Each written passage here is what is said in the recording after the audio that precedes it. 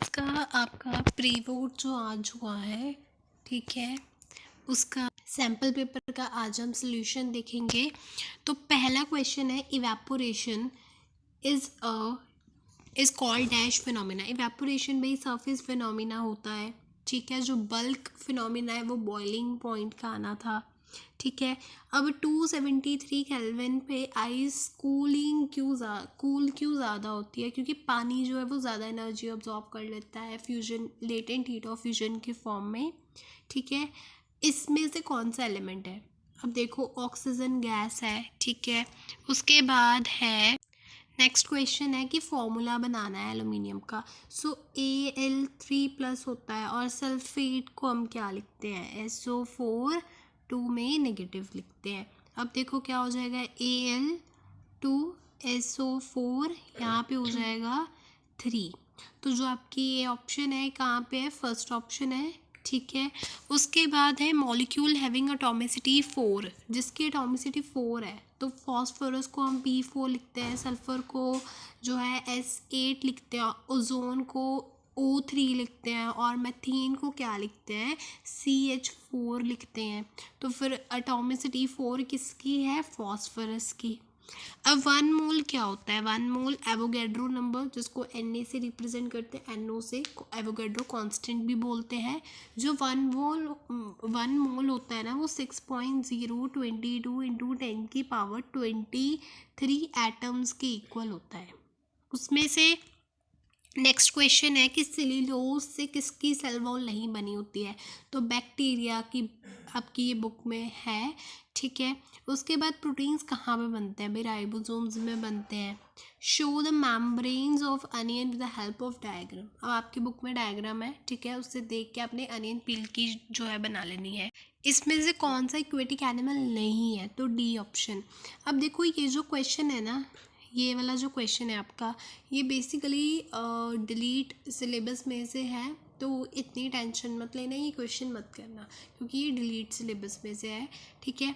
उसके बाद ऐसे यूनिट ऑफ वर्क क्या होती है? जूल होती है। न्यूमेरिकल वैल्यू फॉर जी क्या होती है? 6.67, कई पीछे 3 भी लिख लेते हैं, ठीक है, इंटू 10⁻11 होता है पीछे इसकी, ऐसे यूनिट लिख देनी है, ठीक है।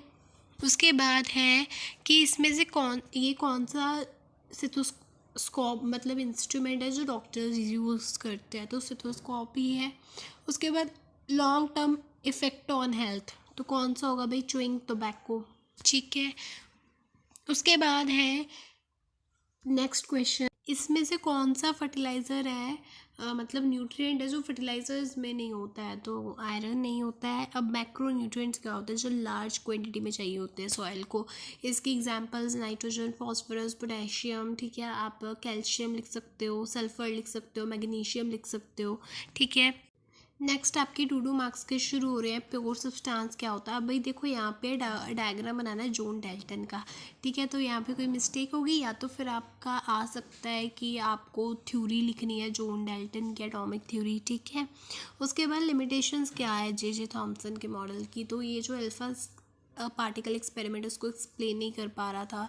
सेकेंडली कि पॉजिटिव चार्ज कैसे नेगेटिव चार्ज को डायरेक्टली होल्ड कर सकते हैं? तो ये तो शो करता है कि जो एटम है वो हाईली अनस्टेबल है, बट हम साइंटिस्ट को तो उस समय पता था कि एटम जो है वो स्टेबल है, ठीक है। अब क्या होगा अगर गोल्जी बॉडी ना हो? लाइसोसोम्स नहीं होंगे, पैकेजिंग, मॉडिफिकेशन, ट्रांसपोर्टेशन नहीं होगी सब्सटेंस का, और सिंपल शुगर्स जो है वो कॉम्प्लेक्स शुगर्स में चेंज नहीं हो सकती हैं, ठीक है। उसके बाद है, अगर तो आपको आता है बहुत अच्छी बात है, अदरवाइज़ ये जो क्वेश्चन है ना, ये मोमेंटम के बेसिस पे है, तो ये टॉपिक भी बुक में नहीं है, ठीक है। उसके बाद टेंजेंट टू अ ये आपके ग्रेविटेशन चैप्टर से है कि एक सर्कल ड्रॉ करना था, ऐसे सेंटर ड्रॉ करना था, और ABC, ठीक है। तो ये जो पॉइंट बी है ये tangent to a circle path है। उसके बाद है जी और स्मॉल जी और बिग जी में। अब small G acceleration due to gravity होता है, जी क्या होता है? Gravitational constant. इसकी ऐसा यूनिट लिख देनी थी, ठीक है। इसकी वैल्यू 9.8 मीटर पर सेकंड स्क्वायर होती है, उसकी वैल्यू मैंने आपको स्टार्टिंग में वीडियो में बता दिया था, तो ये आपने डिफरेंस बना लेना था। उसके बाद है इसको आपने चेंज करना था, तो 250 को आपने इंटू करना था 36 इंटू 10⁵ करना था, तो ये आ जाता 900 इंटू 10⁵, ये आता 9 इंटू 10⁸ जूल्स। ठीक है, उसके बाद है ये वॉट में पावर दे रखी है ना, तो इसको किलो वॉट में चेंज करोगे 1000 से करना पड़ेगा।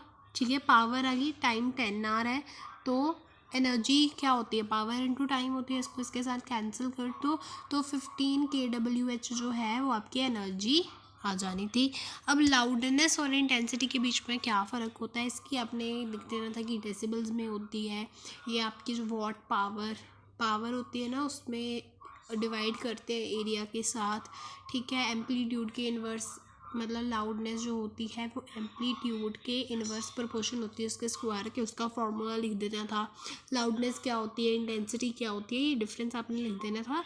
2 नंबर का था, 3 भी लिख देते तो मार्क्स मिल जाता।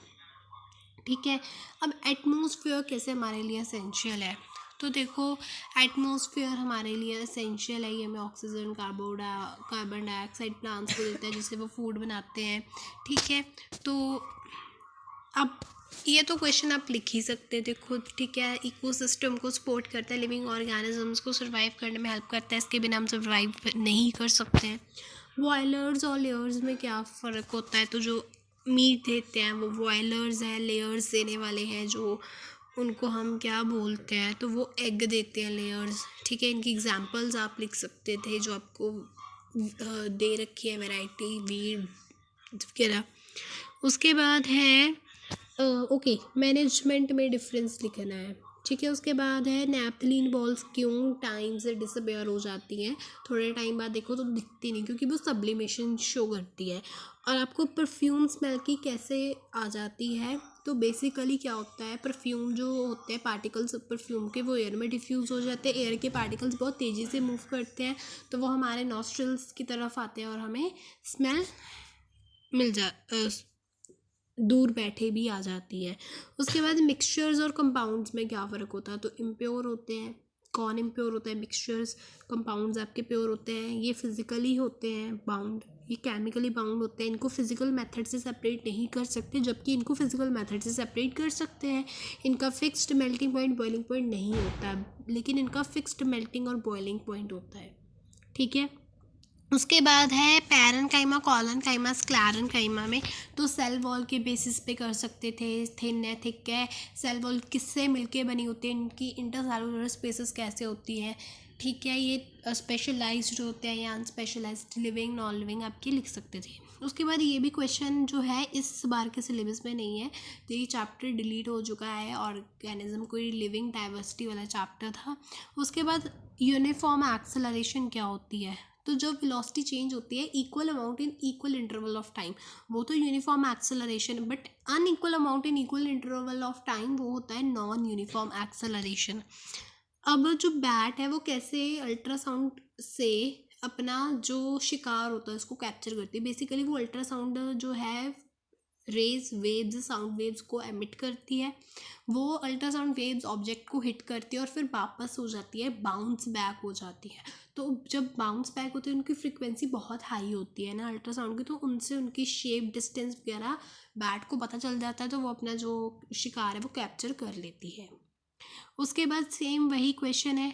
ठीक है, उसके बाद ये difference between chronic and acute diseases, तो ये आपको करने की ज़रूरत नहीं है क्योंकि ये आपके सिलेबस में नहीं है, आपके चैप्टर ये डिलीट हो चुका है, बट रहने दो। ठीक है, उसके बाद है वैलेंसी क्या होती है, तो कंबाइनिंग कैपेसिटी। ठीक है, या फिर gaining, sharing and loose the electrons उसको बोलते हैं। सिलिकॉन की वैलेंसी क्या होती है, इसके इलेक्ट्रॉनिक कॉन्फ़िगरेशन निकालो, सिलिकॉन की वैलेंसी 4 होती है, ऑक्सीजन की 2 होती है। किनाल रेज क्या होती है, एनोड रेज होती हैं। आप पूरा एक्सपेरिमेंट ही एक्सप्लेन कर सकते थे, इसका डायग्राम बना सकते थे आप। ठीक है, डिफरेंस बिटवीन 3 मसल सेल्स, तो स्केलेटल मसल्स, ठीक है, स्मूथ मसल्स के बीच में, कार्डियक मसल्स के बीच में डिफरेंस लिखना था, उनका डायग्राम बनाना था।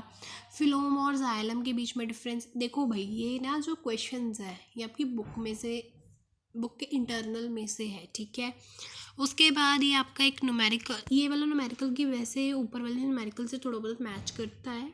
ठीक है, और ये वाला तो आपकी बुक में से ही आया है directly, chapter 8 force and laws of motion में से। तो इसका जो नेट एक्सेलरेटिंग फोर्स है वो है 35,000 न्यूटन। और इसके जो एक्सेलरेशन है पूरी ट्रेन की, तो वो जो है वो है आपकी 1.94 मीटर पर सेकेंड स्क्वायर।